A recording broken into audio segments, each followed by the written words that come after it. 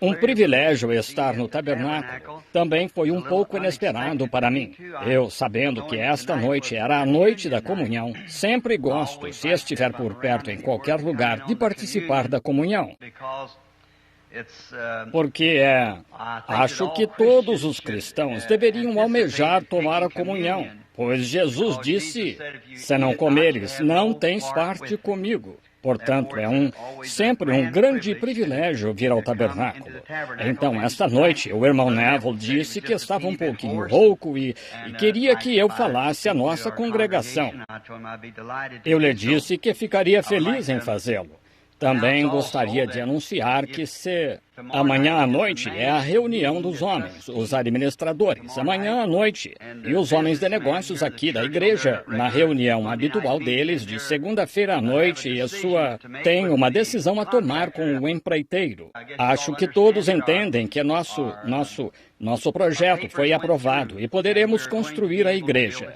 E assim foram aprovados, e quem sabe comece esta semana. A igreja começa esta semana, que eu saiba. E não foi aprovado aqui em Jeffersonville, mas fomos a Indianápolis com o Estado e nos deram permissão. Então vamos construí-la. E assim começa, talvez, esta semana. Saberemos depois da reunião de amanhã à noite. E então, depois da reunião de amanhã à noite, se não começarem esta semana, se algo acontecer, o empreiteiro não puder começar esta semana, então começará na semana seguinte. E no fim de semana que vem, sábado à noite, domingo de manhã e domingo à noite da semana que vem, sábado que vem e domingo, querendo o Senhor, quero ter uma reunião tríplice de novo, como fizemos algumas semanas atrás. E então, depois de nós, isso será sábado à noite, e então domingo de manhã, e então domingo à noite, o que vem, que serão os dias 13 e 14 deste mês. E então, alguns dos irmãos e eu partiremos depois dessa data para o Colorado, numa caçada, e depois voltaremos. Se o tabernáculo, quando estiver terminado, se for a vontade do Senhor, quero tirar talvez uma semana inteira antes de sair de novo para as reuniões e falar dos 7 selos de Apocalipse. Pouco antes, como falamos das 7 eras da igreja, agora os 7 selos para acompanhar isso. E quem sabe, nas 2 ou 3 semanas seguintes, pois acho que afirmam que com os homens que vão contratar, nós podemos construir o tabernáculo e tê-lo em uns 10 dias ou 15, algo assim. Então teremos assentos aqui para mais ou menos o dobro das pessoas que temos, ou talvez 3 vezes mais pessoas. E foi por isso que esperei até essa data, porque foi terrível sábado e domingo passados, vocês sabem. As pessoas estavam de pé aqui às 2 da tarde para lotar o tabernáculo antes mesmo da igreja abrir. Na manhã seguinte, às 5 horas, uma enfermeira que mora ao meu lado, vindo de lá, disse, estava lotado de gente em volta do tabernáculo às 5 da manhã. Assim, e então as pessoas quando chegam, não há lugar e ficam desanimadas e vão embora. E então as que estão de pé e amontoadas e ficam aglomeradas nos corredores, sentem-se todas apertadas e tudo mais. E vejo mulheres ali de pé suando, vocês sabem, assim, e a transpiração escorrendo. E algum homem se levanta e dá a sua cadeira a alguma mulher, e então ele fica de pé até suas pernas doerem, e algum outro lhe cede lugar. Vocês sabem, e assim vai. E é lamentável. E mães com criancinhas doentes e tal, isso é ruim. Assim, estamos tentando eliminar isso agora, construindo um tabernáculo maior. E teremos um bom lugar onde as crianças, às vezes, interrompem, como criancinhas chorando. Bem, teremos uma sala para isso, para que as mães possam entrar e mesmo assim assistir o culto, e será transmitido direto para a sala. E teremos salas de escola dominical e tudo mais, arrumadas do jeito que deve ser. E isso, querendo o Senhor, começa na semana que vem. Vocês votaram 100% a favor disso, de modo que ficamos nisso. Vejam, a igreja é soberana. O que a igreja diz é final. Nem administradores, nem ninguém mais. Os administradores têm apenas cada um voto. O pastor só tem um voto. É a igreja. Isso é a democracia da igreja, a soberania da igreja. A igreja como um todo fala. Só isso. E gostamos disso, pois não temos bispos ou hierarquias ou supervisores ou demais para nos dizer isto, aquilo ou aquilo mais. É o Espírito Santo na igreja que fala. Gosto dessa regra e é muito boa. E perguntei, querem esperar até termos o suficiente para mudar o tabernáculo de lugar e construirmos uma grande igreja? Isso estava na junta de administradores e não pôde ser resolvido pelos administradores. E então me pediram, como superintendente geral, para vir e perguntar à igreja. Então eu disse, agora temos dinheiro suficiente para ampliar a igreja e deixar tudo diferente e tudo mais da que tínhamos. Eu disse, agora podemos fazer isso de imediato ou economizar nosso dinheiro até conseguirmos o suficiente para construir uma igreja completa, nova, em outro lugar. E fizemos uma votação sobre isso na igreja, e foi unanimemente votado para erguer a igreja agora mesmo, e foi só para construir uma igreja maior de imediato. E ficamos com isso. E a junta aqui em Jeffersonville nos desaprovou, disse que não poderíamos fazê-lo. E fomos acima disso, e fomos a Indianápolis, e envolvemos o Estado nisso. E então responderam que podem fazer, temos autorização para construí-la. Então a cidade não tem nada a ver agora, é o Estado que tem. Então, temos a permissão e o empreiteiro já tem a licença na mão e acho que estão prontos para começar a qualquer momento. Isso, amanhã à noite. Se o empreiteiro disser que quer começar semana que vem, então vou omitir as reuniões para até abordarmos os 7 selos. E então, se o empreiteiro não puder começar semana que vem, então no domingo seguinte, sábado e domingo, farei o encontro antes de ir embora. E eu ia fazer neste domingo, e então vi que esta noite era a noite de comunhão. Por isso, eu a omiti neste domingo, porque com tanta gente não se pode tomar a comunhão confortavelmente, e então, quando tivermos a igreja maior, poderemos. Agora, temos um futuro presidente.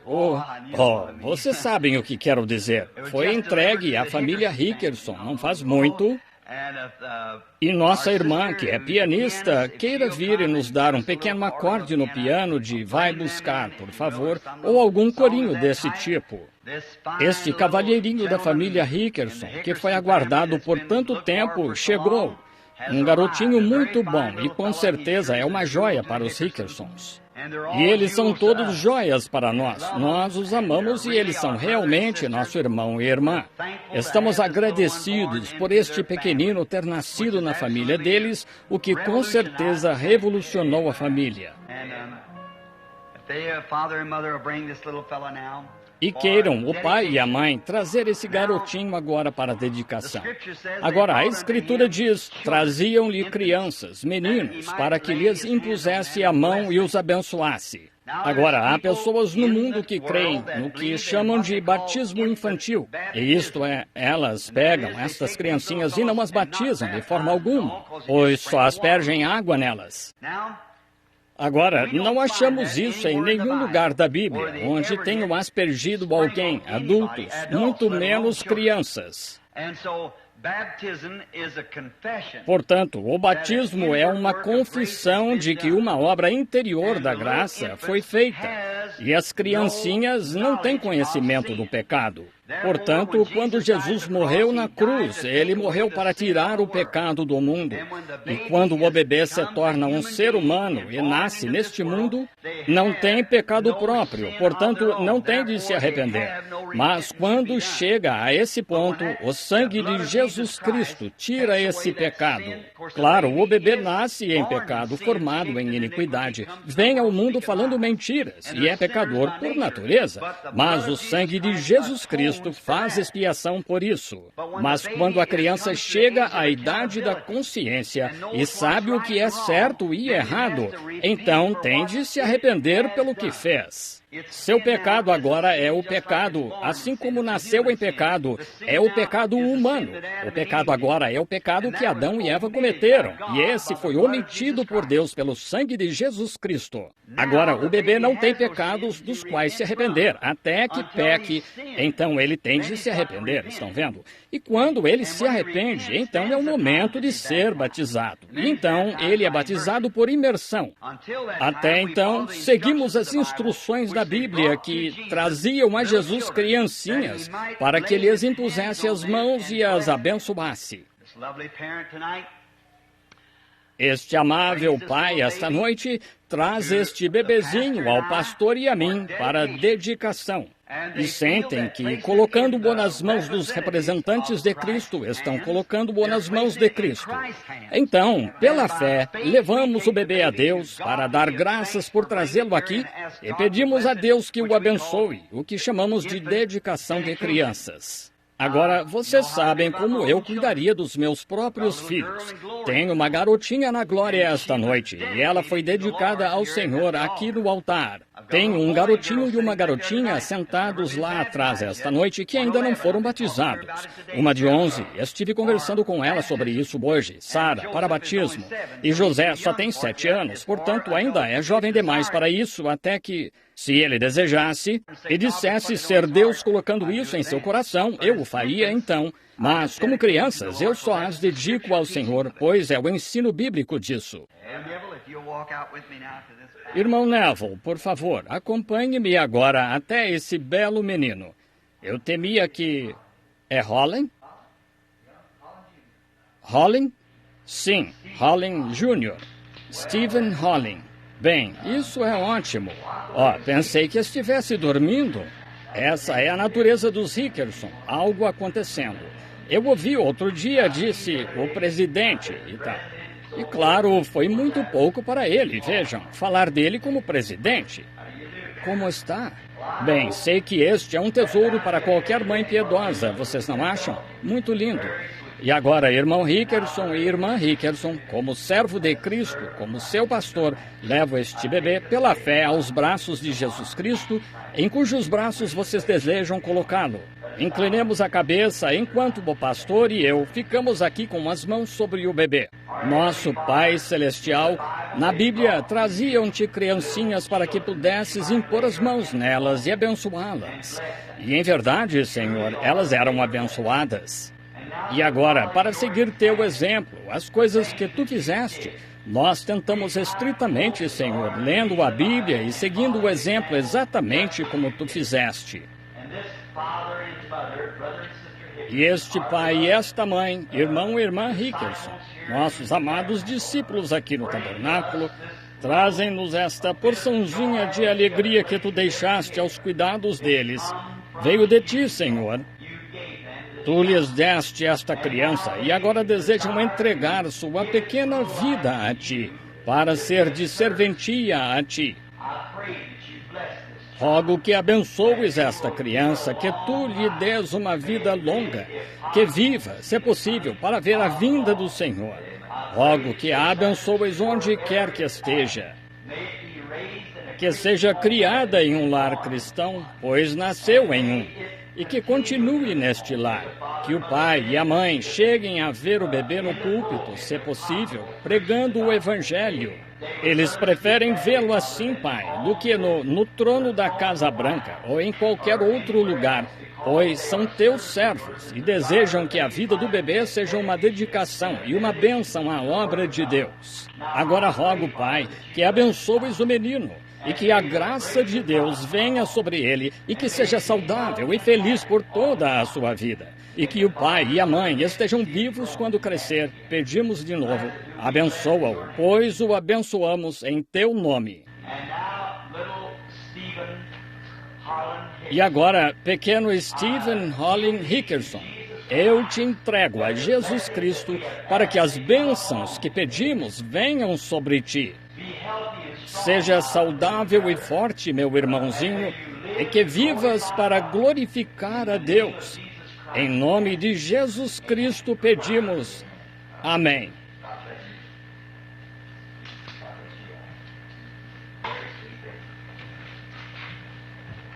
Deus o abençoe. Deus abençoe todos.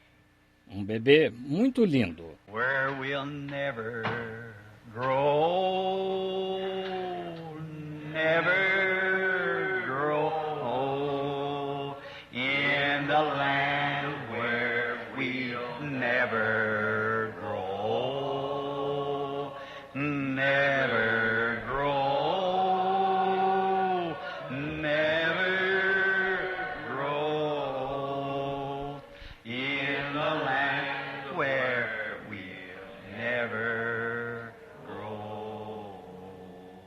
Não será maravilhoso? Os jovens serão adultos e os velhos serão jovens. Agora, não é maravilhoso? E nunca ficaremos doentes, ou nunca teremos tristeza, ou nunca morreremos. Agora, os cultos, o irmão Neville anunciou. Também quero anunciar agora que essa reunião, não se esqueçam dela.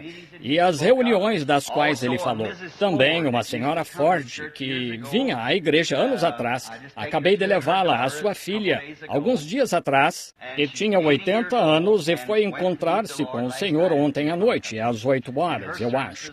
E seus cultos, o pastor e eu, realizaremos na capela da funerária Cots. Quarta-feira, às 10h30. Quarta-feira que vem. Senhora Ford, senhora, acho que esqueci qual o seu... Levi.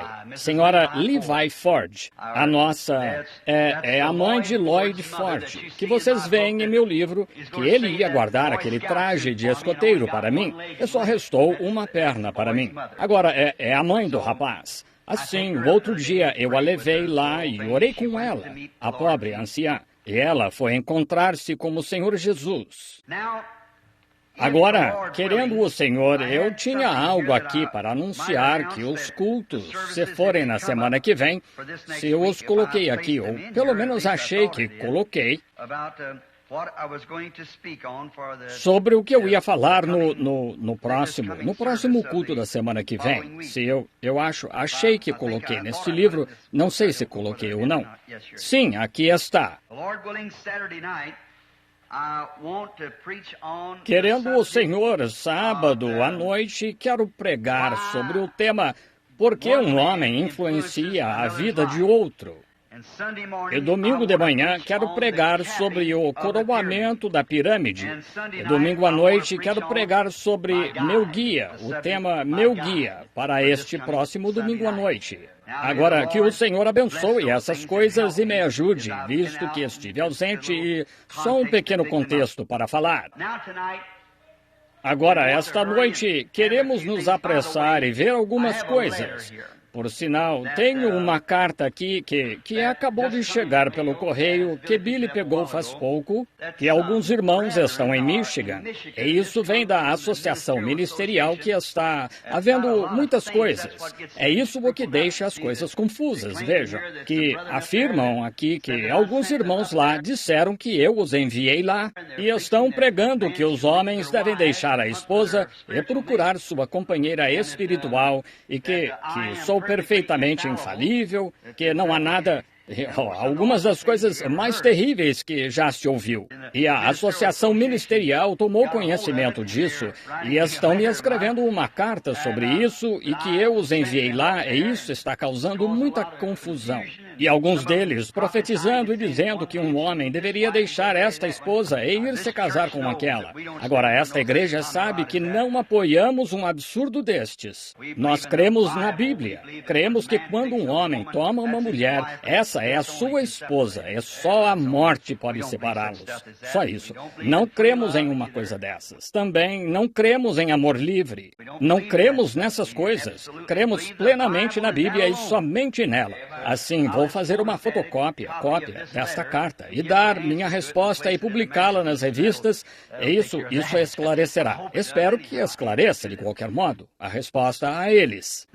Agora, esta noite, antes de abrirmos a Escritura, falemos com nosso Senhor. Nosso Pai Celestial, estamos nos aproximando do Teu trono de misericórdia em nome do Senhor Jesus, aquele grandioso que desceu da glória para nos revelar as riquezas dos tesouros de Deus. Como te agradecemos por este grande Jesus, o qual foi a manifestação de Deus, feita pessoalmente a nós. E por meio dele temos a redenção dos nossos pecados. E agora passamos da morte para a vida, porque cremos nele. Pois está escrito dele que ele disse: quem ouve as minhas palavras e crê naquele que me enviou, tem a vida eterna, e não entrará em juízo, mas passou da morte para a vida.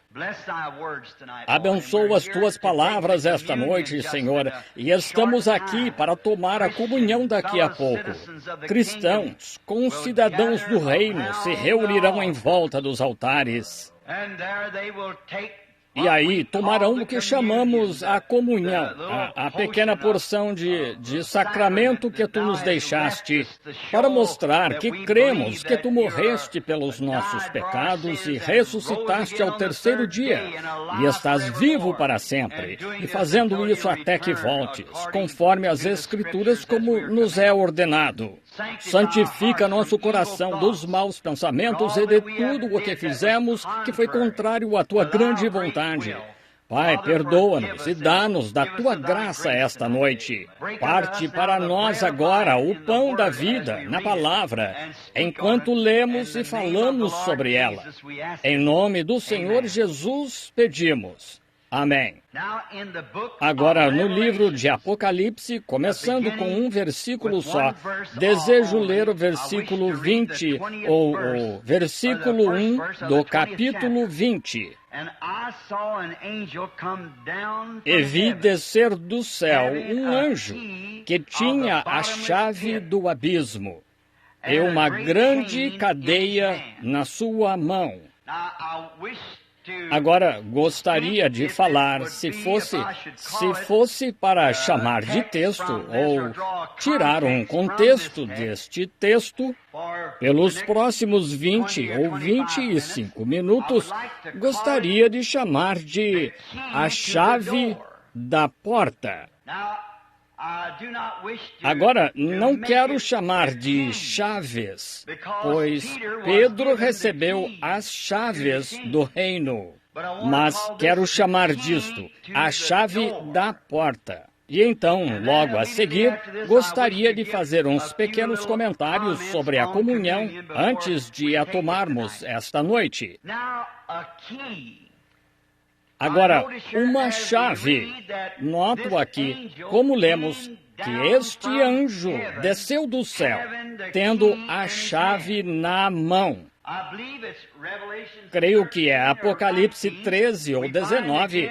Vemos de novo outro anjo vindo com uma chave. E uma chave o propósito de uma chave é destrancar algo. Algo que foi trancado, ou é algo que deveria ser trancado, mas uma chave é dada com esse propósito. Agora, há muitos tipos de chaves, pois temos muitos usos para chaves. Há chaves de depósitos, há a chave da sua própria casa, há a chave do seu automóvel, e nós as chamamos de chaves, e são chaves. E podem ser duplicadas, muitas vezes. Ou para a casa, às vezes, pode-se fazer o que chamamos de chave mestra. Em outras palavras, é uma chave que é feita com as alavancas, agem nela, que gira a fechadura de certa maneira e pode destrancar quase qualquer porta, chamada de a chave mestra. É uma estrutura com a forma de muitas chaves e pode ser destrancada assim, com nossas casas ou mesmo para nossos automóveis, pode ser duplicada. E então nenhuma chave pode destrancar porta alguma até ser usada por uma mão.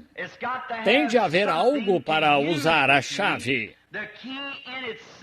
A chave em si não pode usar a si mesma. Precisa ter algo para usar a chave.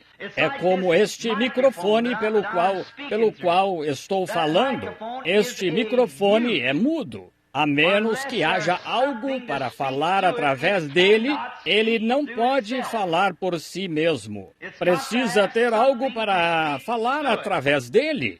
Assim, não é um microfone, é a voz ou o som por trás, que o microfone transmite a onda de ar ao seu ouvido. Agora, é assim na pregação do Evangelho. Não somos nós mesmos como ministros, nós não somos o Evangelho.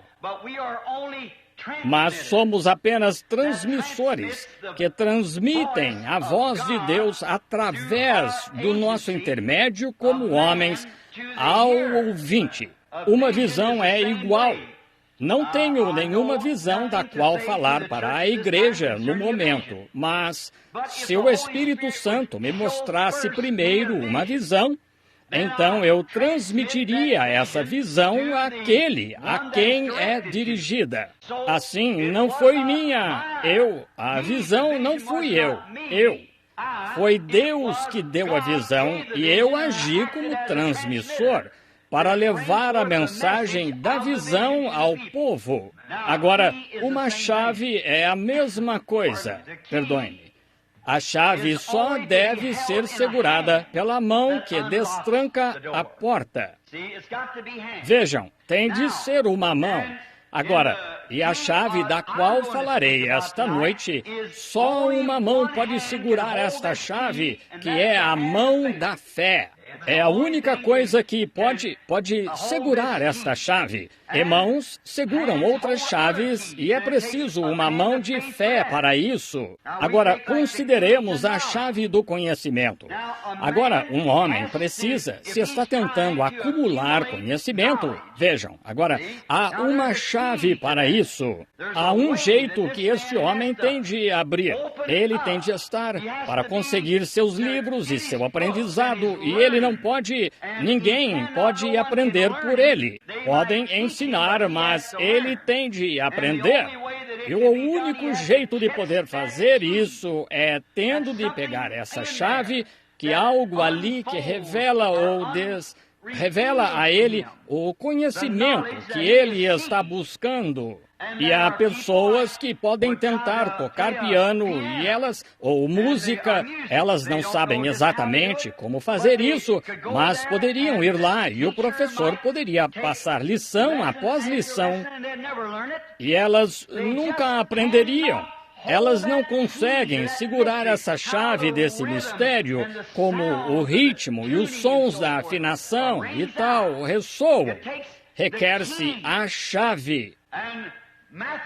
E a matemática, há uma chave para a matemática que você tem de pegar o jeito dela.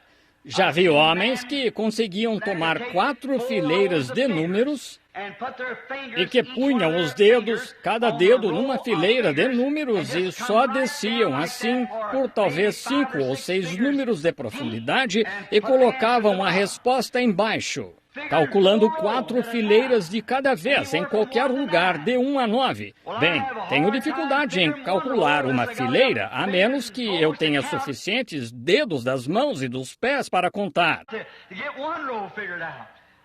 Para calcular uma fileira. Nunca consegui achar essa chave, mas vejam, alguns têm a chave disso, eles sabem como fazê-lo. E há uma chave do conhecimento, um homem atrás de conhecimento. Há uma chave da ciência, as pesquisas científicas. Agora, essa é uma grande chave. As pessoas procuram essa chave. Como aqui, algum tempo atrás, encontraram um átomo e souberam que havia átomos e que os átomos formavam moléculas e tal.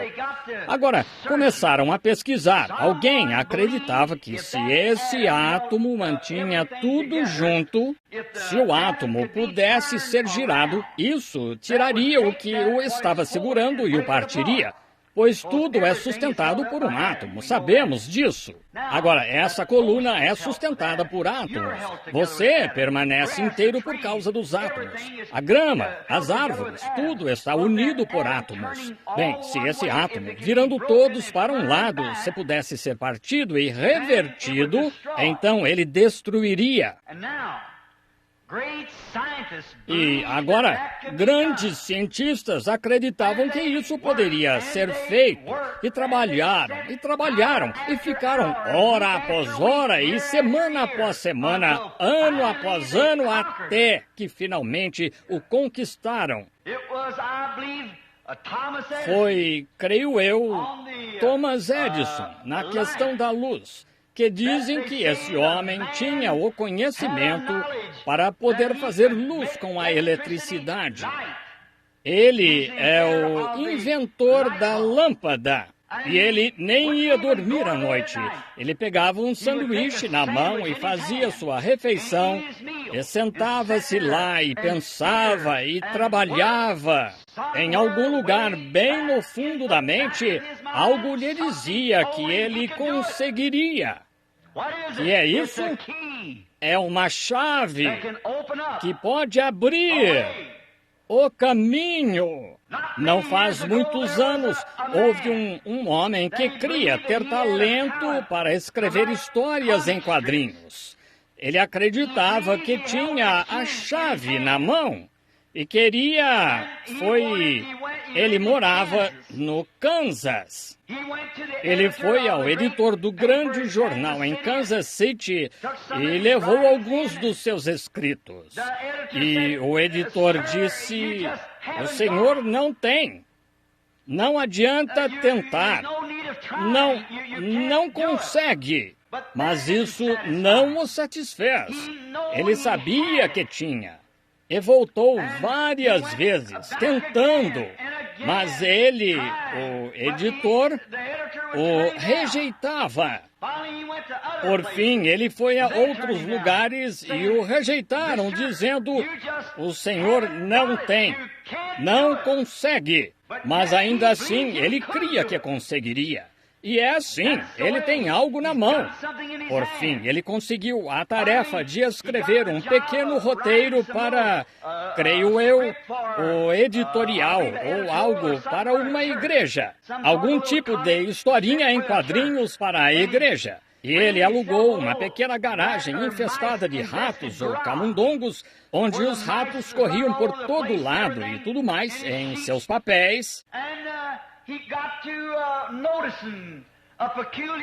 E ele começou a notar uma peculiaridade de certo ratinho.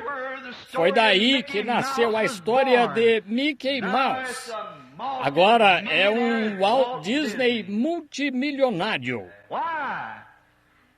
Porque ele tinha algo na mão e sabia que o segurava. Ele sabia que conseguiria.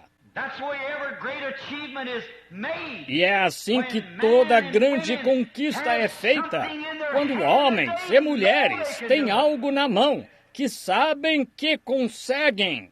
Quando a polio se espalhou pela nação, como todos agora, recebemos a ordem de tomar essa vacina para erradicá-la. Quando a polio contagiou, ontem eu estava ouvindo um médico, enquanto dirigia pela estrada, um médico de Louisville. Ele disse: há alguns anos, quando a grande praga contagiou Louisville, disse: se homens tivessem ficado onde eu fiquei e visto 57 respiradores de uma só vez, e homens, mulheres, meninos e meninas paralíticos com uma doença chamada polio, e não havia nada que pudesse ser feito.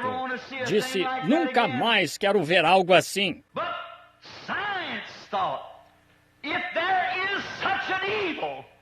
Mas a ciência pensou: se existe um mal como a polio, certamente há algo para combatê-la. Eles lutaram, ficaram nas ruas com botas, aqueles bombeiros, tiraram chapéus e pediram, suplicaram, fizeram de tudo, tentando encontrar a chave para destrancar a porta da liberdade. E por fim, um cavalheiro cristão chamado Salk descobriu a vacina. Porque havia um mal em jogo, havia um assassino em jogo.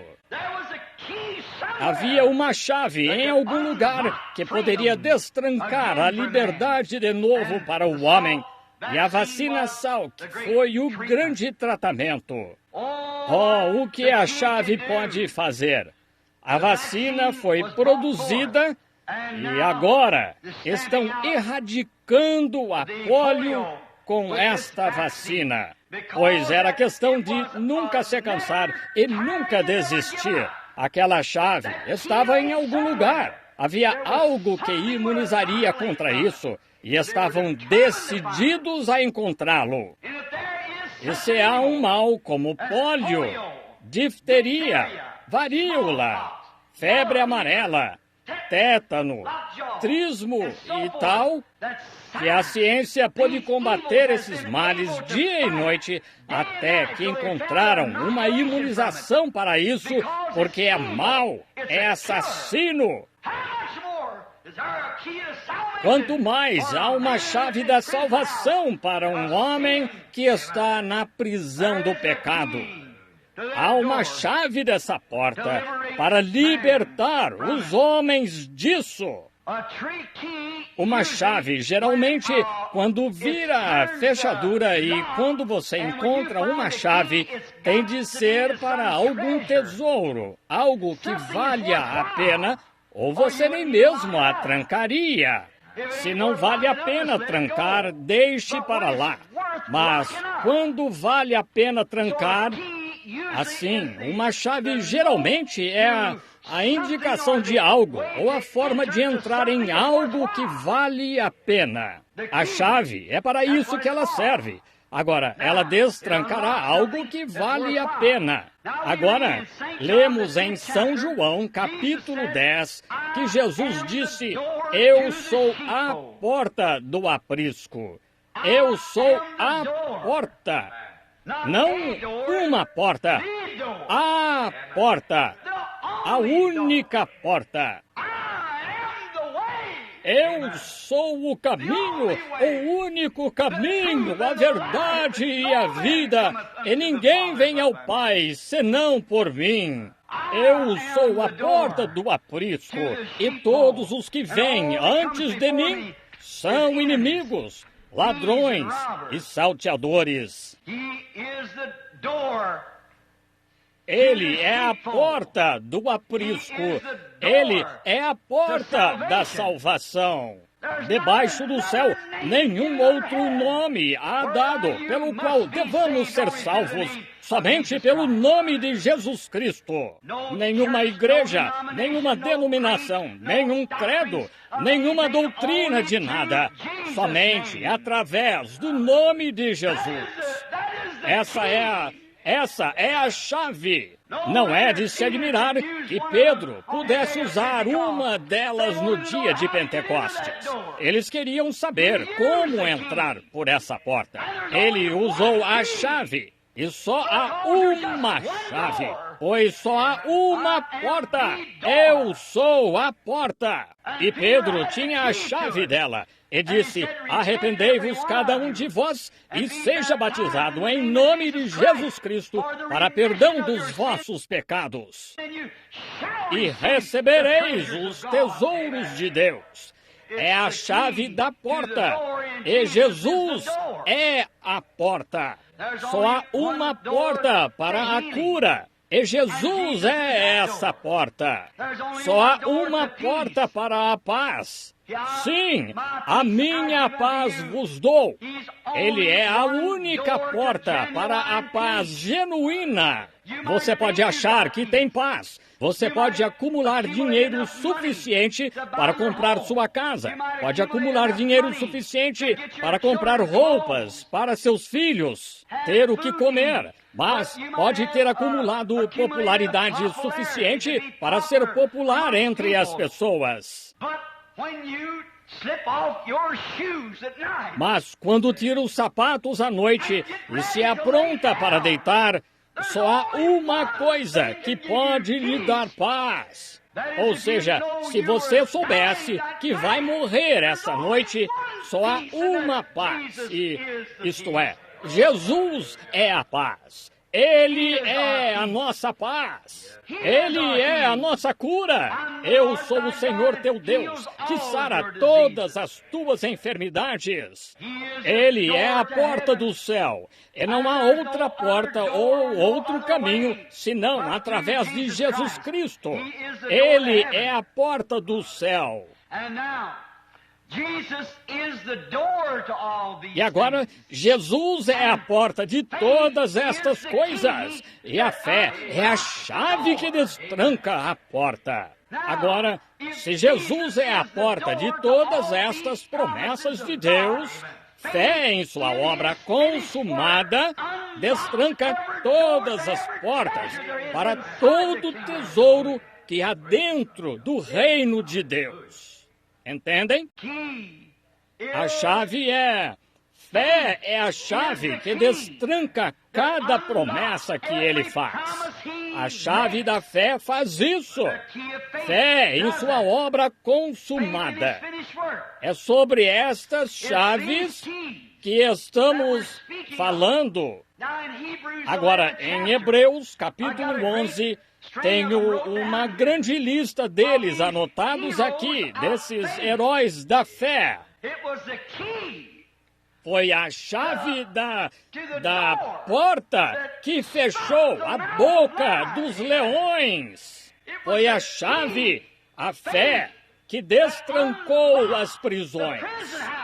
Foi a fé, a chave da fé, que apagou a força do fogo, fez escapar do fio da espada, ressuscitou os mortos. Foi a fé, a chave da fé no Deus vivo.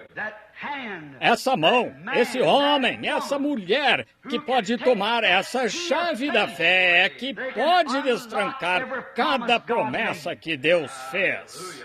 Mas se não tem essa chave, você está apenas supondo. Você nunca a destrancará. Você se chocará contra ela, pois esta chave, qualquer chave feita corretamente, há alavancas no interior da fechadura e requer-se certa forma, certo formato dessas chaves para girar essas alavancas. E apenas uma pequena alavanca deslocada atrapalhará tudo. Portanto, eu creio no Evangelho completo, em toda a palavra de Deus, que libera o poder de Deus, que direciona suas bênçãos ao povo. É a chave da porta que a destranca. Oh, esses grandes heróis, esses profetas e grandes homens da Bíblia que tinham essa chave. Foi por isso que puderam fechar a boca dos leões, apagar a força do fogo, escapar do fio da espada, ressuscitar os mortos e fazer todos os tipos de milagres.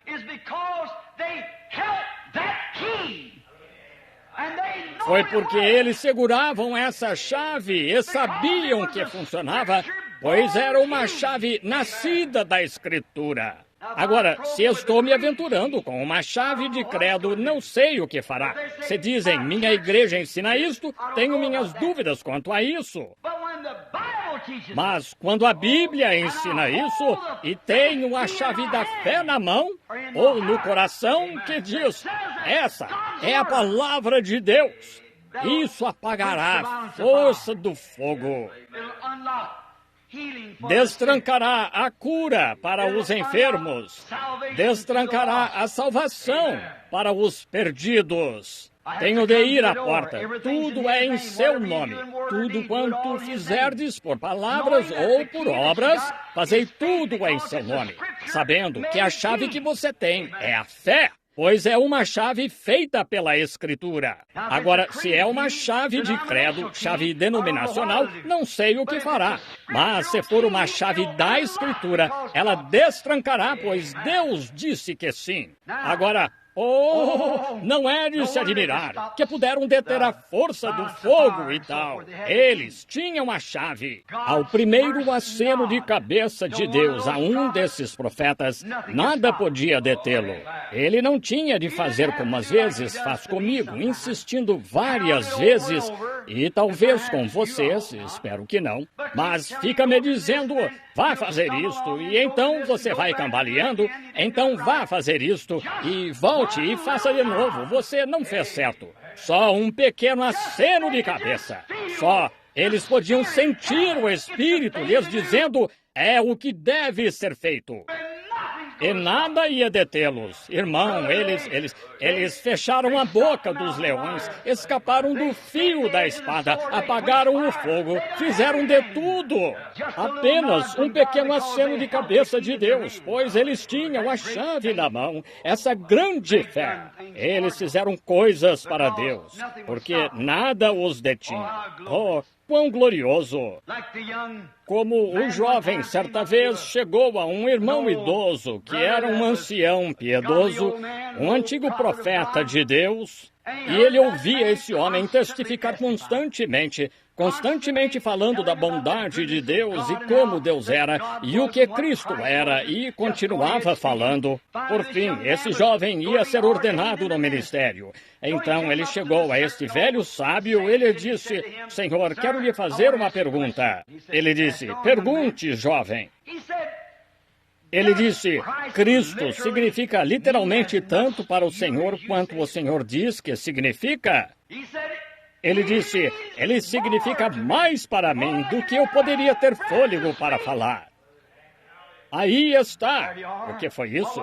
Ele tinha encontrado a chave. Esse jovem disse sobre isso: se o Senhor afirma estas coisas e me diz que elas são tão reais quanto o Senhor, então quero conhecer esse mesmo Jesus na mesma realidade. O que foi isso? Ele sabia que o ancião tinha uma chave, que ele podia destrancar e podia trancar.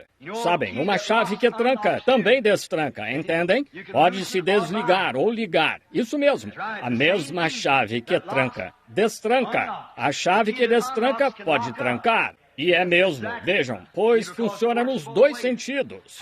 Quão lamentável é que a igreja tenha perdido sua visão disso.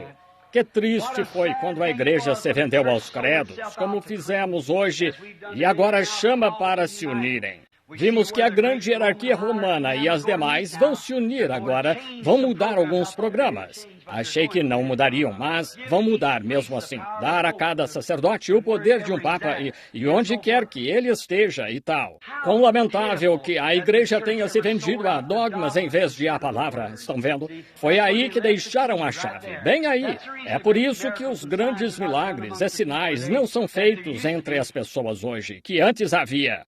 Elas perderam a chave. Sim, elas conhecem a porta. Elas sabem que a porta está ali, mas depois é a chave para abrir a porta. Os tesouros estão atrás da porta. Estão trancados, fora da vista do incrédulo. Mas o crente que tem fé e pode tomar a chave da fé, pode destrancar estas portas. Sim, Senhor. Certa vez aqui, há alguns anos, havia um irmão missionário e ele sentiu que tinha um chamado para a África. Ele era jovem, uma esposa e 2 filhas muito bonitas. As meninas, de uns 7 ou 8 anos cada. E este jovem não conseguia parar de pensar nisso. Ele era um ministro, tinha uma bela igreja na região, mas não conseguia escapar desse chamado. Ele tinha de ir para a África e orou dia e noite. Ele não queria ir, e Deus continuou falando com ele: você tem de ir. E por fim ele chegou à hora de decidir quando ele tinha de ir. Então ele foi à junta missionária da sua igreja e disse: Deus me chamou para os campos missionários lá nas selvas da Rodésia. E essa selva está infestada de malária, com febre e com aquele sol quente, peste e lepra. E todos os tipos de doenças nesta selva. Estar onde ele ia passar o resto da vida. Vendeu sua casa e tudo o que tinha. Assim, a junta missionária queria testá-lo e disseram: tem certeza, então? Ele disse: estou convicto. Disseram-lhe: o senhor já considerou que tem 2 lindas filhinhas? E tem uma jovem e adorável esposa, e se está só, por que não vai lá e vê como é e depois volta? Ele disse: não, o Senhor me disse. É tão real. Ele disse: o Senhor me chamou. E eu não quero deixar minha casa. Não quero deixar minha igreja e meu povo, mas o Senhor me chamou lá para aquela selva. E ele disse: O senhor sabia que suas filhinhas podem pegar febre amarela ou febre da água negra e morrer da noite para o dia? E se referiu a diversas pessoas que tinham perdido os filhos, os pequeninos, ao levá-los lá, a doenças para as quais não tinham imunização. E disse: pense na lepra, pense em sua bela esposa e em suas 2 filhinhas com lepra, e aquele sol quente, e coisas que terá de aguentar. Disse: não tem medo e o perigo de levar suas filhas e esposa a um lugar assim? E o missionário ficou lá, o jovem, e as lágrimas começaram a escorrer em seu rosto. Ele se virou e disse: meus irmãos, minha visão do chamado de Deus, ele disse, se Deus me chamou para a África, minhas filhas e família estarão mais seguras na África do que em qualquer lugar do mundo. Amém! O que foi isso? Ele tinha a chave do seu chamado. Tinha fé no que estava falando. Oh, pensei, que comentário corajoso. Quando ouvi isso pela primeira vez, meu coração saltou. Vejam, se Deus me chamou para a África, minhas filhas, na lepra e peste e tudo mais, estarão mais seguras lá do que em qualquer outro lugar da face da terra. Ele tinha a chave. É isso o que se requer. Quando você tem a chave, não há medo, não há dúvida, não há pergunta. Você não tem de perguntar a outra pessoa sobre isso. Você sabe exatamente. Você a tem em mãos. Você sabe o que fazer. Amém! Você sabe qual é o resultado. Sabe que a porta vai destrancar. Você verificou as alavancas e sabe que é estritamente o certo. A porta vai se abrir quando você inserir a chave nela. Oh, se a igreja possuísse as chaves, se a igreja possuísse essa chave da fé, poderíamos destrancar qualquer porta, qualquer doença, qualquer praga, qualquer caso que haja. Ela poderia ser destrancada para nós se pudéssemos possuir essa chave. Este homem tinha a chave do seu chamado.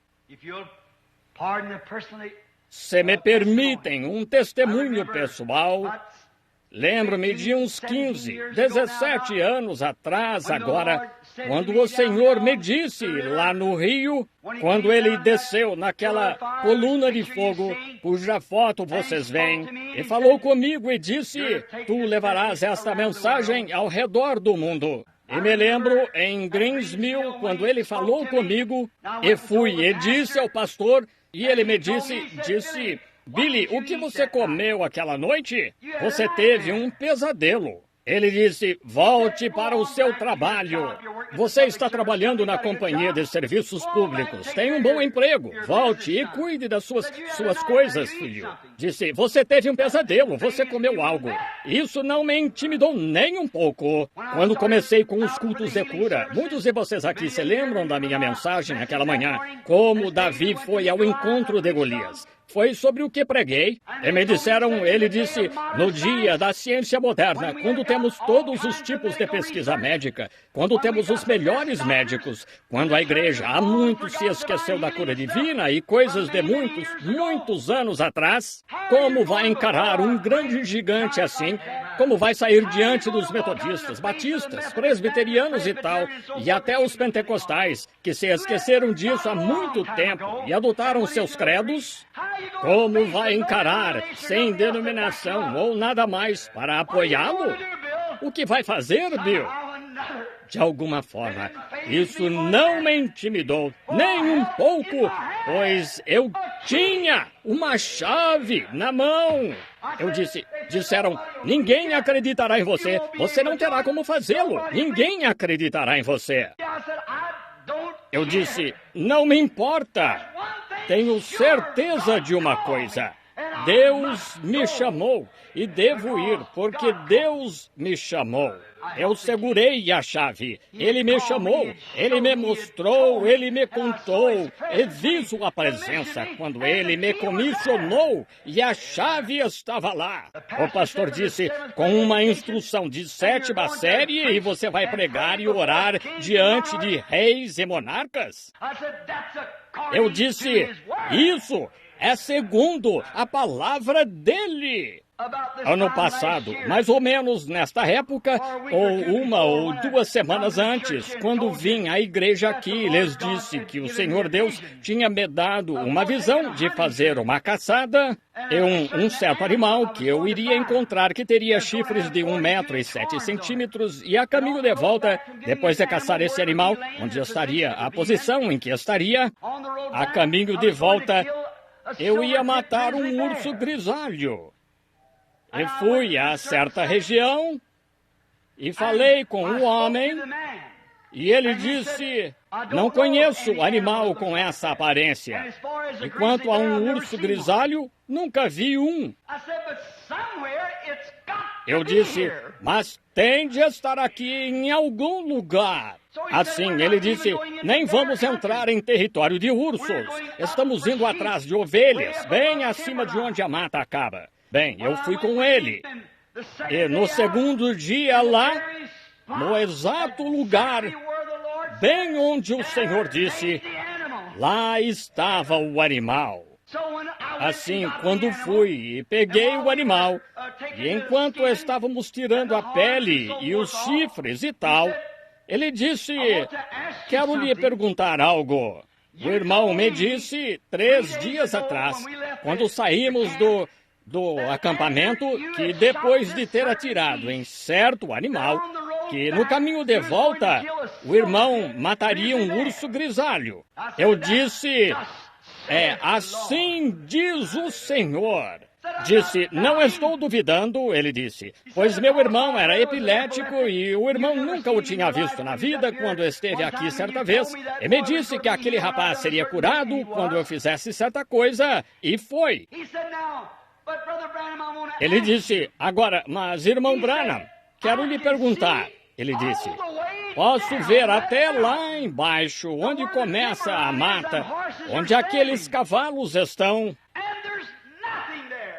E não há nada aí, não há nem um pouquinho de grama, não há uma pedra, não há nada.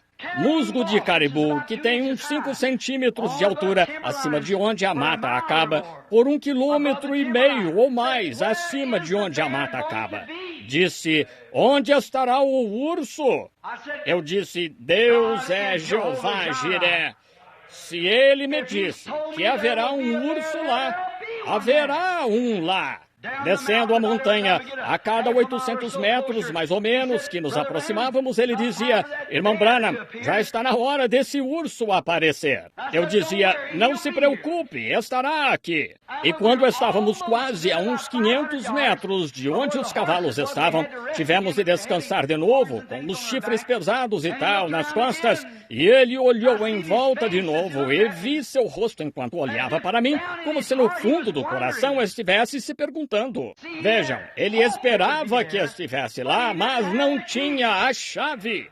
Mas, de alguma forma, pela graça de Deus, ele nunca falhou comigo.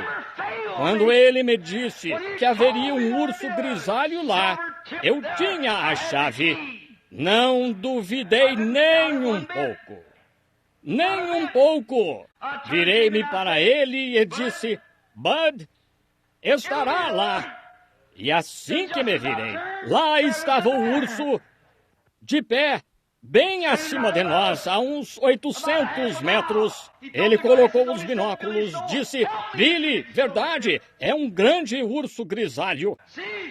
Vejam, a chave, uma visão, a palavra do Senhor. Não há nada que possa mudá-la ou detê-la. Não é de instrução que a igreja precisa esta noite. Não é de denominação que a igreja precisa esta noite. Não é de credo que a igreja precisa esta noite. É da chave das Escrituras que a igreja precisa esta noite. A porta! Pois Cristo é a porta. E Ele é a palavra. A fé na palavra do Deus vivo destranca todas as portas. Deus, dá-nos a chave. Dá-nos a chave. Hebreus capítulo 12 diz, Pois que estamos rodeados de uma tão grande nuvem de testemunhas, deixemos todo o embaraço e a incredulidade que tão de perto nos rodeia. Diz pecado, sendo que pecado é incredulidade. Estão vendo? Há somente um pecado, que é a incredulidade. E pecado significa errar o alvo. Como quando ao atirar você erra o alvo, é melhor ajustar sua arma. Veja, pois há algo errado. Você errou o alvo. Veja, volte e tente de novo. Entende? Significa dar meia volta. Você errou o alvo. Quando você quer ser cristão e vai e se une à igreja, você errou o alvo. Quando você quer ser cristão e foi aspergido em nome do Pai, Filho e Espírito Santo, você errou o alvo. Melhor voltar. Você não acertará o alvo. Vai abrir demais, com toda a certeza. Só há uma coisa que pode mantê-lo na linha perfeita, que é a Escritura, a Bíblia, a Palavra. Pois tanto os céus quanto a terra passarão, mas a Palavra de Deus nunca passará. Então, segure a chave, fé na Palavra, e com cada bocadinho de fé que você crê e não duvida de nada, você pode destrancar todas as portas que estão entre você e a bênção que Deus tem para você. Que Deus nos ajude a ter as chaves, é a minha oração. Inclinemos a cabeça agora para uma palavra de oração. Nosso Pai Celestial, nós te agradecemos esta noite porque Tu nos deste uma chave para destrancar a salvação para nós. Eu te agradeço por isso, Senhor, por estarmos salvos e pela chave que pudemos usar até agora. Mas Deus, dá-nos fé de que cada uma destas palavras escritas em Teu livro são pequenas alavancas. E esta chave chamada Jesus, esta porta, quero dizer, chamada Jesus, e a chave chamada fé, toca cada palavra, ela a destranca. Ela move aquela pequena alavanca para baixo e podemos entrar nessa bênção. Pai Celestial, dá-nos as chaves para podermos ter fé nas promessas de Deus. Para que nossa fé não falhe, para podermos ser de serventia a Ti e àqueles com quem convivemos. Perdoa todo o pecado da nossa incredulidade, Senhor, e ajuda-nos a ser Teus. Estamos chegando agora à mesa da comunhão e rogo, Pai Celestial, que nos perdoes de todas as nossas ofensas, para podermos entrar no gozo do companheirismo ao redor da mesa de Deus. Pedimos em nome de Jesus. Amém. Meu irmão, irmã, se você tem a chave do reino, a chave da porta, a chave da salvação, Deus o ajude a abrir as portas e deixar Jesus entrar.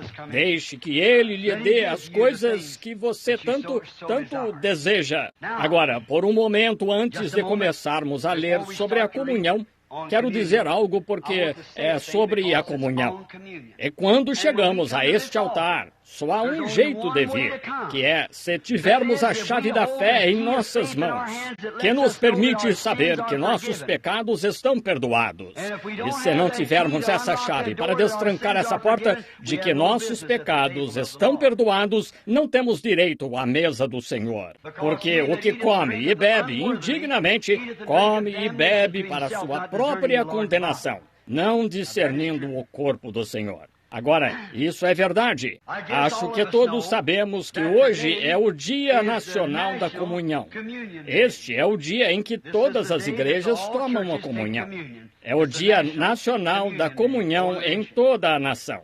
E pensei que seria apropriado falar uma ou duas palavras sobre a comunhão antes de tomá-la, enquanto o pastor faz o favor de aprontar as Escrituras para a leitura da ordem da mesa do Senhor.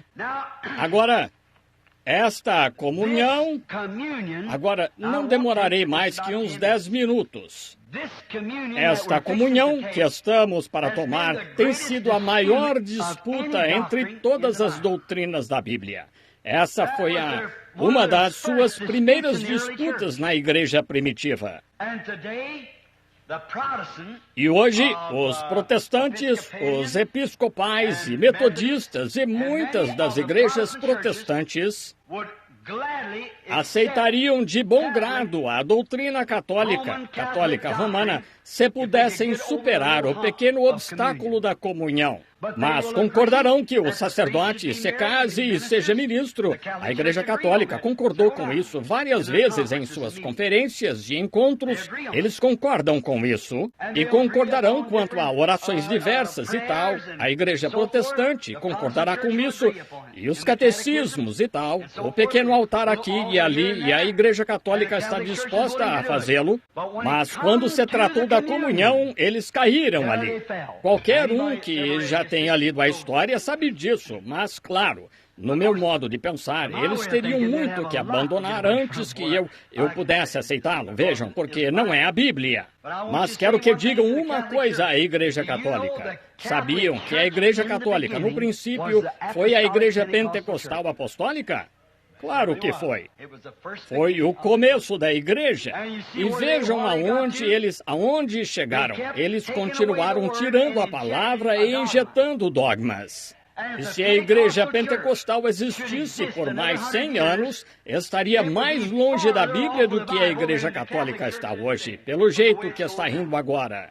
A Igreja Católica levou várias centenas de anos para se afastar dela, 300 anos, desde a Igreja Primitiva até a organização da Igreja Católica Romana, que eles iniciaram. E eles atraíram, trazendo grandes dignitários e tais, e cortaram isto, e puseram isto, e tiraram isto, e levantaram aquilo, e tiraram ídolos pagãos, e levantaram estátuas cristãs e tal, e abrindo mão disso até chegarem ao que tem agora, a Igreja Católica Romana. E a Igreja Pentecostal Protestante, nos 50 anos em que tem existido e visto que caiu daquilo que começou, estará em pior estado do que a Igreja Católica daqui a 100 anos. Isso mesmo.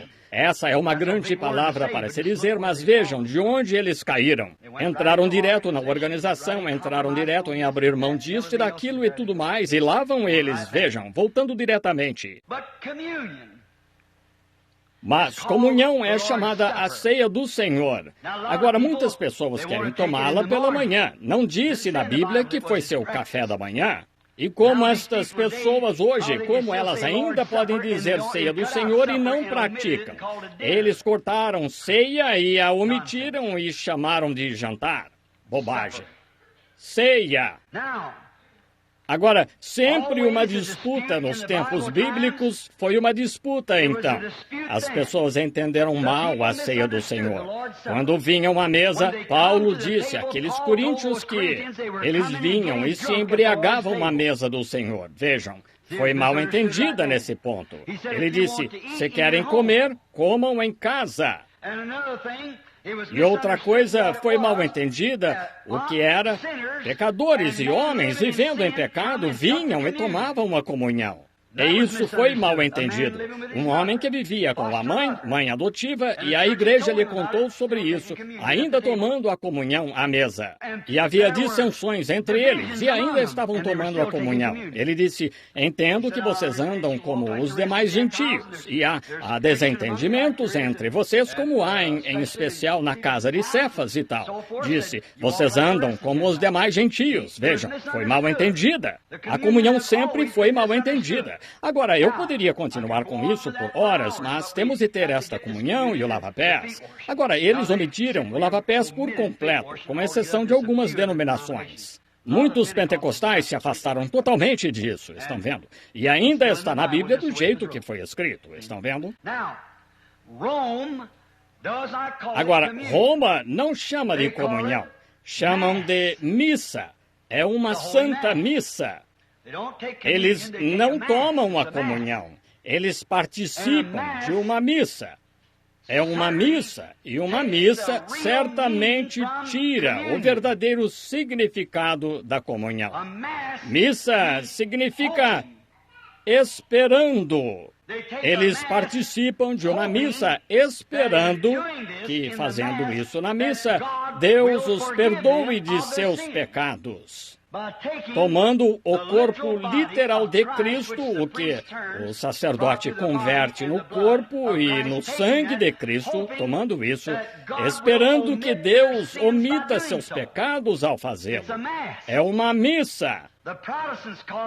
Os protestantes chamam de comunhão. Comunhão significa ação de graças.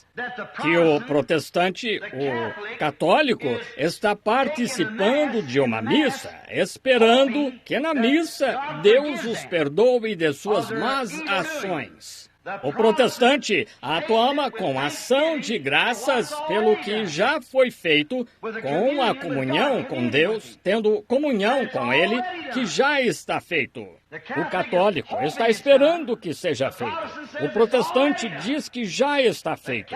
O católico está se perguntando se seus pecados estão perdoados. O protestante está confessando que estão perdoados, que ele está livre. E uma comunhão é ter comunhão com Deus. E estes artigos que tomamos, não na esperança de que nossos pecados sejam perdoados, mas eles estão perdoados, pois isto, um é esperança e o outro é fé. Um está esperando que esteja certo e o outro sabe que está certo. Estão vendo? O outro, um, está esperando, pois não sabe onde se encontra.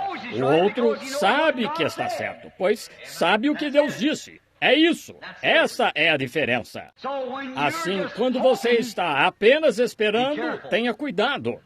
Mas quando você sabe, então continue. Veja, então você está em comunhão com Deus. O protestante ele diz que está perdoado e sabe disso. O católico tem missa, espera que seja perdoado. É exatamente assim. Um é um mendigo esperando que tudo esteja bem. Vejam, o outro é um mendigo agradecendo pelo que já foi feito. Ambos são mendigos, mas um está mendigando, esperando receber. O outro mendigo sabe que ele recebeu e lhe agradeceu por dar a ele. Agora, aí está a diferença. Isso é comunhão. Sim, Senhor. Um está esperando que seja perdoado, o outro sabe que está perdoado e dando graças por isso. Assim, a comunhão é para os cristãos que nasceram de novo do Espírito de Deus. E ter nascido de novo não significa necessariamente agora que você tem o Espírito Santo. Agora lembre-se, muitos ensinam isso. Não conheço ninguém que ensine assim, como o velho irmão Argan Bright disse aquela noite no púlpito aqui. Vejam. Mas o novo nascimento não é o batismo do Espírito Santo.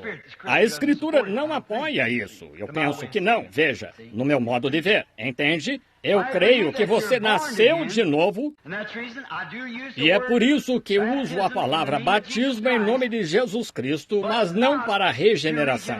Agora, a Igreja Pentecostal Unida, batiza em nome de Jesus Cristo para regeneração. Não creio nisso, e podem fazê-lo se quiserem, mas creio que Pedro disse: arrependei-vos primeiro. A água não perdoa pecados. A Igreja de Cristo prega assim. Mas creio que o arrependimento, a tristeza segundo Deus, arrepender-se significa dar a volta, voltar. Você errou o alvo. Comece de novo. Faça isso primeiro.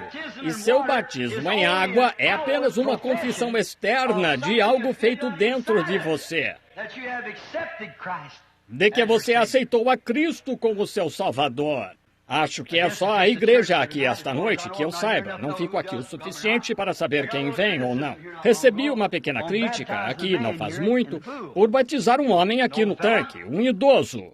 E fui até ele. Ele era um bom idoso. Tive o privilégio de conduzir toda a família dele a Cristo, todos eles cristãos. Esse idoso era um amável idoso e eu gostava dele. Então fui até ele e ele disse: Papa, por que não se torna cristão? Ele me ama. Ele disse, irmão Branham, eu me tornarei cristão quando puder ficar bom o suficiente. Eu disse, vou lhe dizer o que deve fazer, Papa. Olhe em volta até achar onde o senhor pode ficar bom o suficiente, então me diga onde é esse lugar que eu também quero ir. Eu disse, Cristo não veio salvar homens bons, ele veio salvar homens maus. Quando você pensa que é bom, então ele não veio salvá-lo. Ele veio salvar os que ele sabe que são maus, entende? Cristo morreu para salvar pecadores, entende? E eu disse, Papa, há uma linha aqui. Ele disse, bem, eu fumo estes cigarros. Eu disse, nem vou falar disso. Ele disse, tentei deixá-los, irmão Branham. Eu disse, muito bem, não vamos falar sobre cigarros. Ele disse, bem, quando eu puder... Eu disse, não diga mais nada sobre eles, esqueça-os. Quero lhe fazer uma pergunta. Ele disse, muito bem, qual é? Eu disse, o senhor crê que existe um Deus? Disse, claro que creio. Disse, creio tanto quanto o irmão, eu suponho, irmão Branham.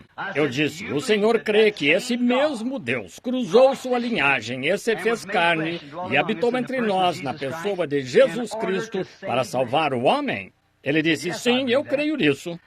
E que ele morreu para salvar pecadores como o senhor e eu? Estão vendo? Sim, eu creio nisso. Eu disse, agora é deste jeito. Estamos todos num grande edifício. Aqui estamos na cadeia. E eu não posso ficar aqui neste canto e dizer, isto vai me ajudar a sair da cadeia. Eu fico naquele canto e digo, isso vai me ajudar a sair da cadeia. Estamos todos na mesma situação. E todo homem que nasceu neste mundo nasceu em pecado, foi formado em iniquidade, veio ao mundo falando mentiras. Ele é um renegado, para começar. Alguém perguntou outro dia, disse, irmão Branham, se haveria alguma diferença entre Adão e Eva e os filhos deles hoje, se estivessem todos nus, andando seus corpos, seriam iguais? Eu disse, não, senhor. Estávamos voltando para casa depois de caçar esquilos, o irmão Fred e eu e vários deles. Eu disse, não seriam iguais. Disse, quer dizer que Eva não seria uma mulher como suas filhas e Adão não seria um homem como seus filhos? Eu disse, em muitos aspectos, mas não em todos os aspectos físicos. Ele disse, qual seria a diferença? Eu disse, eles não teriam um umbigo. Eles foram criados, certo? Não estiveram ligados a nada. Enquanto isso se aplica a todo o que nasce neste mundo, mostra que é um renegado para começar. Isso mesmo. Eu disse, claro, há uma diferença. Não teriam um umbigo. Eles não estiveram ligados a nenhuma mulher para virem aqui. Vejam, Deus os criou. Agora, eu disse, quero dizer algo. Cada homem nesta prisão, quem é santo? Quem é que não nasceu pelo sexo? Quem pode ajudar o outro, não importa o que ele seja? Estamos todos nesta mesma prisão. Mas Deus se fez uma de suas criações e veio fora do sexo através do sangue santo que Ele mesmo criou. E por meio desse sangue, Ele nos redimiu. Eu disse, o senhor crê nisso, Papa? Ele disse, creio. Eu disse, Cristo morreu por um homem mau como o senhor. Agora só há um jeito de fazer. Não há nada que o senhor possa fazer. Ele a oferece ao senhor. O senhor não pode merecê-la. Não há nada que possa fazer para consegui-la. Ele a dá ao senhor. O senhor aceita o que ele fez pelo senhor para impedi-lo de ir para o inferno? Ele disse, farei isso. Ele disse, mas se pudesse me livrar destes cigarros? Eu disse, os cigarros cuidarão de si mesmos. O senhor só... Não estou lhe perguntando. Não sou legalista. Eu creio na graça, e todo o que o Pai me deu virá a mim. Eu disse, se o senhor crer nisso de todo o coração. Ele disse, de todo o coração, eu creio. Então o senhor aceita, baseado nisso, que o senhor não é digno, mas é ele quem é digno? Não olhe para si, olhe para ele, pois o senhor não pode fazer nada por si mesmo. Olhe para aquele que fez algo pelo senhor. Que me diz dele? Oh, ele disse, ele é digno. Eu disse, é isso, então aceite o que ele lhe dá. Ele disse, eu aceito. E eu o batizei em nome de Jesus Cristo. E ele saiu daqui e acendeu um cigarro. Semanas atrás, eu estava na casa dele, tive uma visão certa noite de uma árvore perene sendo cortada, virada de cabeça para baixo. Vi tábuas pregadas nela. Bem, ao lado da última tábua havia uma tábua notável. E abaixo daquela tábua, bem perto da extremidade, saindo assim, a árvore quebrou bem ali. E uma voz disse, deveria ter sido você, ou teria sido você. E Papa Cox caiu, machucou as costas aqui. E assim, na manhã seguinte, trouxeram-lhe os cigarros quando ele estava na cama. O desejo o havia deixado. Semanas atrás. Ele não provou nenhum, nem mesmo quer um ou nada mais, estão vendo? E eu ouvi há pouco, quando semanas atrás suas mãos estavam todas manchadas de cigarros, e agora ele nem suporta que um esteja perto dele. Coloque as primeiras coisas em primeiro lugar. Não tente ficar bom. Você é mau para começar e não há nada que possa fazer. Há uma linha de separação e todos os seres humanos estão desse lado.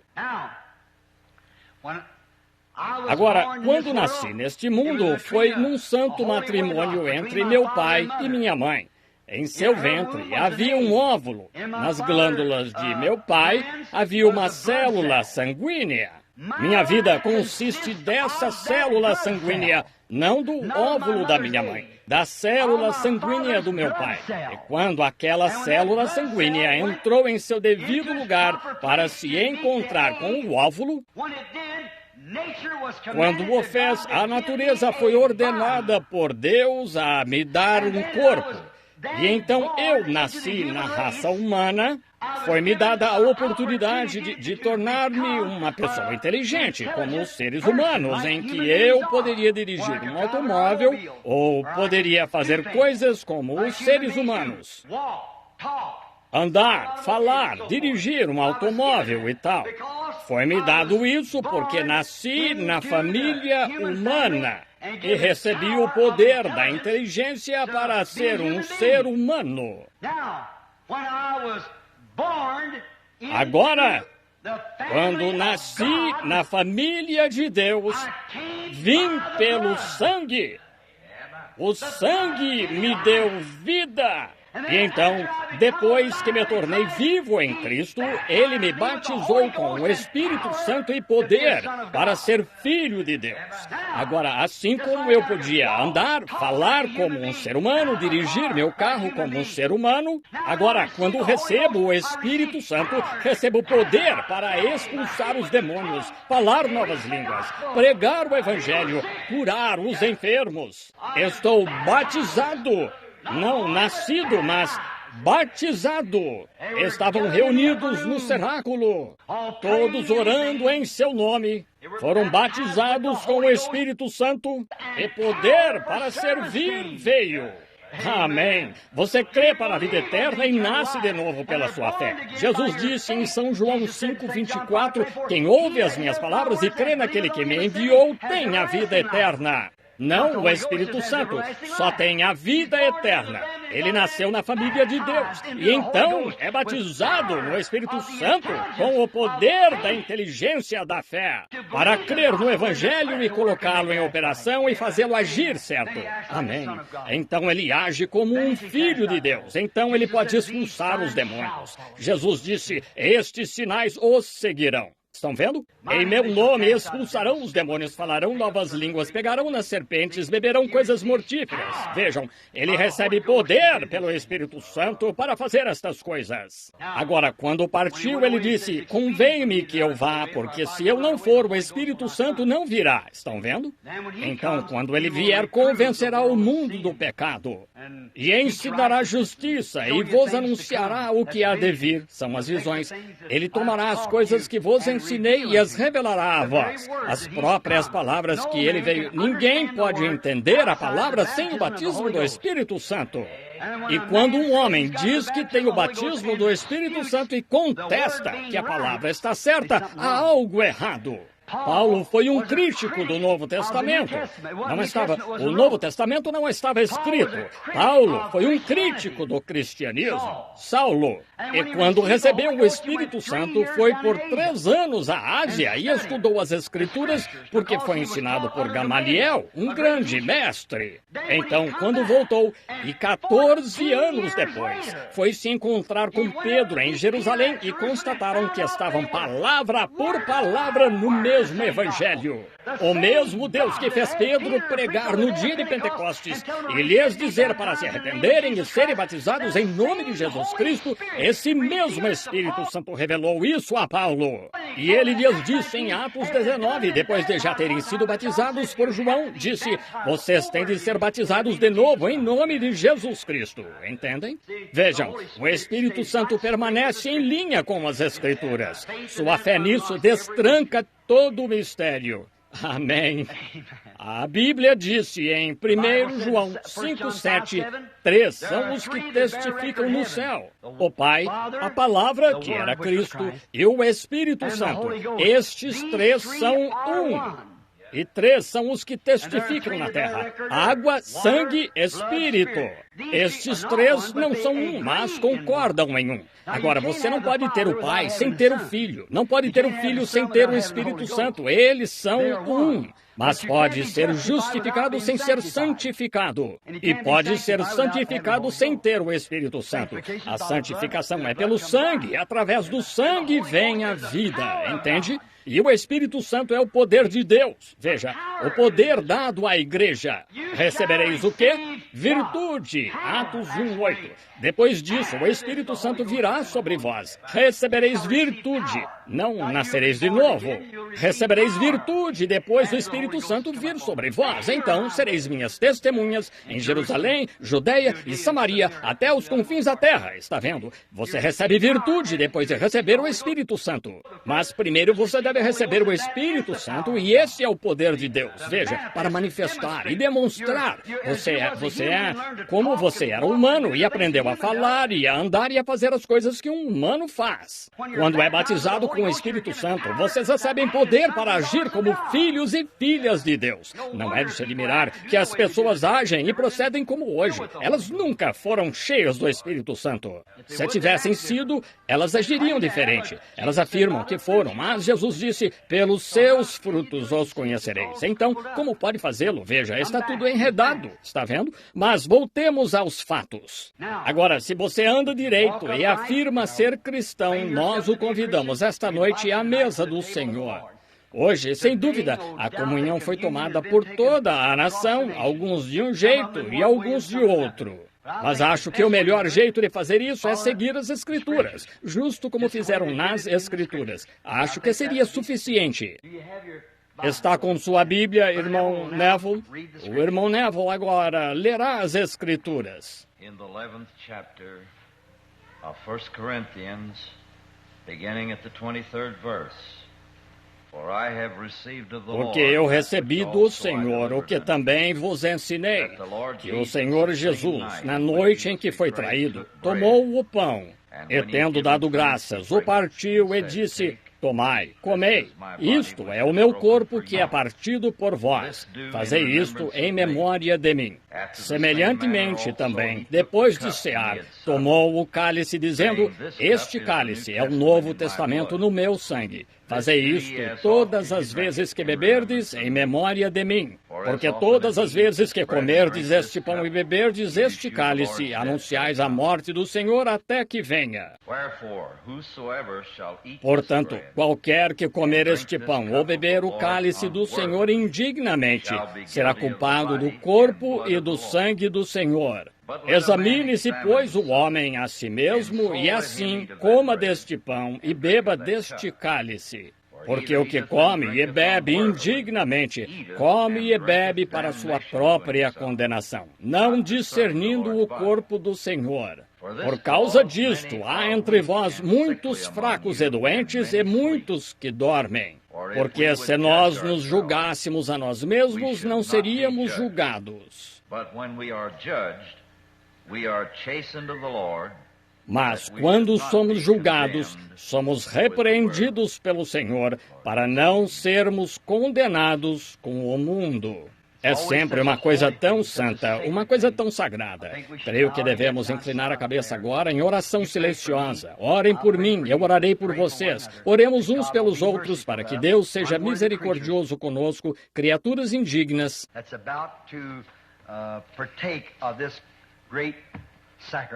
Que estão prestes a participar deste grande sacramento em memória da morte de nosso Senhor. Esta oração de confissão nós oferecemos a Ti, nosso Pai, sobre Teu altar de ouro, com nosso sacrifício, o Senhor Jesus. Pedimos em Seu nome. Amém. Agora, creio que os anciãos tomarão seu lugar e eles, da igreja, e trarão as pessoas, à medida que vierem, fileira por fileira, para a comunhão. Sempre penso neste hino.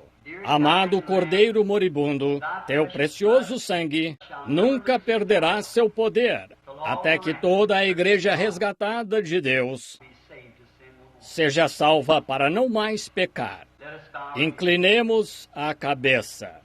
Bondoso e santo Pai Jeová, o grande Todo-Poderoso, envia tuas bênçãos sobre teu povo enquanto esperamos. Perdoa nossos pecados. E agora oferecemos a ti este sacramento, este vinho, as uvas que foram cultivadas. E mãos de ministros as esmagaram e se tornaram em vinho para a causa pela qual agora o estamos trazendo a ti, para poder representar para nós o sangue de nosso Senhor Jesus Cristo. Rogo-te, Pai, que santifiques o vinho com esse propósito. Perdoa cada pecado nosso e que toda pessoa que receba este vinho em seu corpo, que ela tenha saúde, força e salvação de ti. Concede, Senhor. Pedimos em nome de Jesus. Amém. A Bíblia disse que quando ele partiu o pão e o abençoou, disse: tomai e comei. Isto é o meu corpo que é partido por vós. Fazei isto em memória de mim.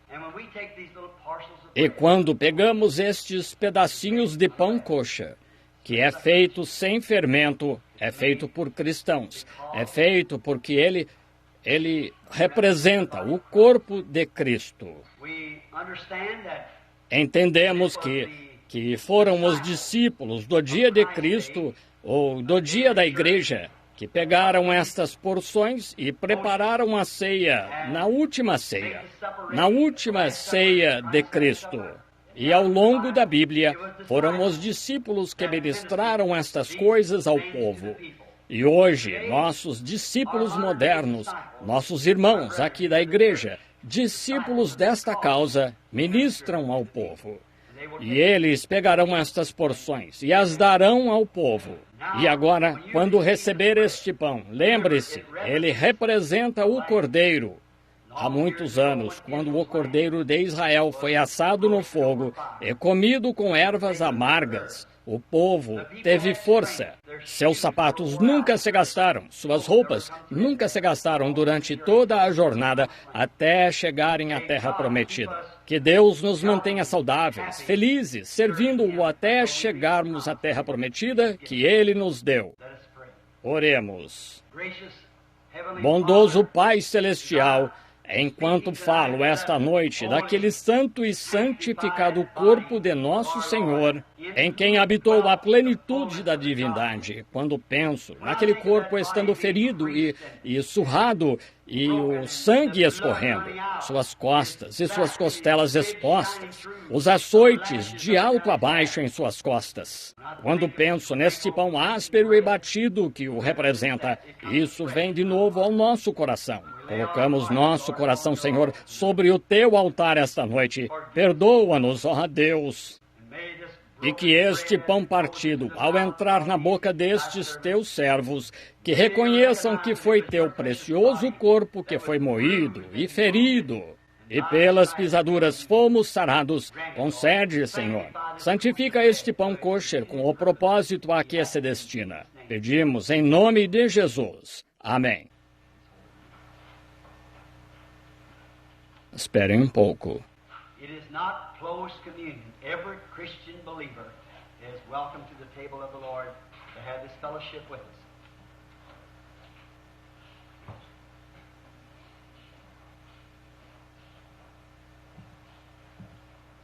Não é comunhão fechada.